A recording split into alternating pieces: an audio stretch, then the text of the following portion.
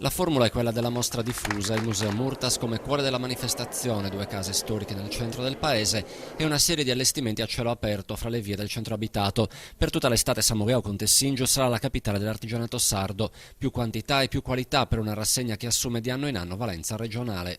Abbiamo voluto utilizzare il museo come punto di riferimento, però abbiamo voluto avvicinare la mostra anche al centro storico e dare la possibilità ai visitatori di visitare anche la parte vissuta del paese.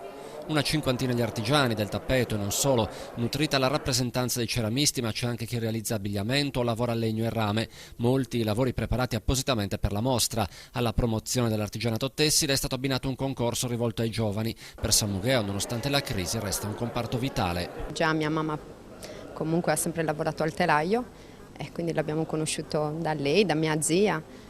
E abbiamo voluto continuare questa tradizione. Ci si vive di questo mestiere? Insomma, Però andate avanti. però andiamo avanti perché ci crediamo.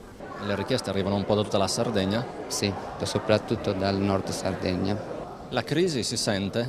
E altro che si sente, ma soprattutto perché vengono pochi turisti. Appena inaugurata, la mostra resterà aperta fino all'8 settembre, accompagnata da tante iniziative collaterali, presentazioni di libri, convegni e laboratori.